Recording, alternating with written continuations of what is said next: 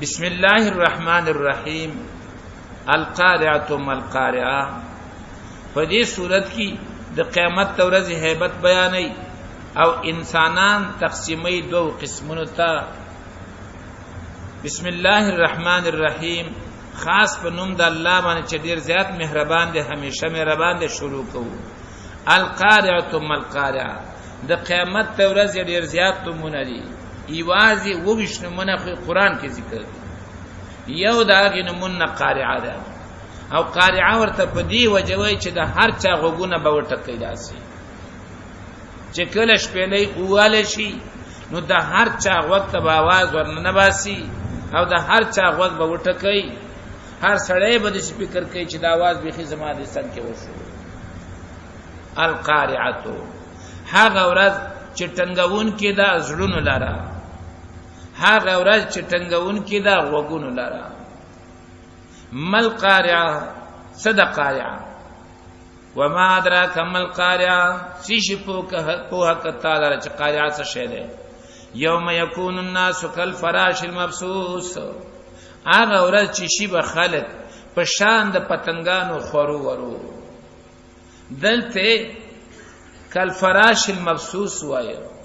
مخکې صورت کې تیر شو کأنهم جراد منتشر. تبوي دا ملخان دي خواره واره. نو ما آلته تاسو ته ویلو د پتنګانو تګ هغه قطار نه داسي. پتنګان کله د سرازي کله د سرازي کله د سرازي کله د سرازي. نو د دینه معلومیږي چې ګډ وډ وي او هغه نه معلومیږي چې نیغ وي. نو ما آلته تاسو ته دې وجه بیان کړی و چې درا پاتېدو دوه حالات دي. یو اول حالت را پاتېدو دی. په اول حالت چې را پاتې فکر بکې ایران مې چې کم طرف ته لاړ شو نو ګډ وډ وي. دا ولنې حالت بیانې. اول ته چې کوم راځي کأنهم جراد منتشر.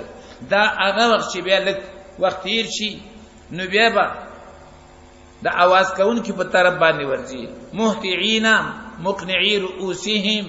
منډي به وهي سرونه به نیغ نیولي او د بلون کی आवाज کوونکی په طرف به ورځي. نو اگر استه حالات ته د مخکنه حالات ته په دی وجه د آیتونو منځ کې تضاد نشتا. کل فراش المبثوث پشانتا د پتنګانو خورو ورو. وتكون الجبال كالعهن منفوش. او شیب غرونا پشانتا د وړی وهل شو. کل عهن عهن وی وړی وتا او منفوش وهل شي په ډانډس باندې.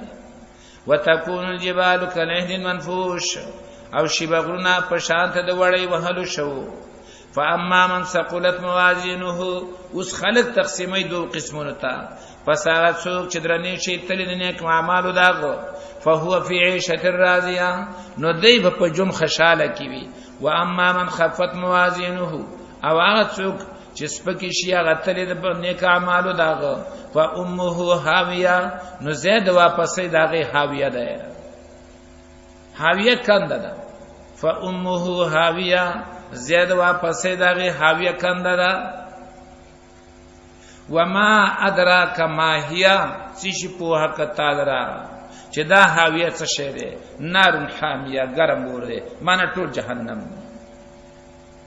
الله فرمای دې ګرم اور ته به ور داخل کما. نو خالق تقسیم کړو په دوه ډلو باندې. یو من ثقلت موازینو. د چا چې تل د نیک اعمال درنې شي نو هغه به په خوشاله جون کی وي. او د چا چې د نیک اعمالو تل سپکی شولي او د ګناوونو تل پدرنې شولي ناغه به هاویه کی وي.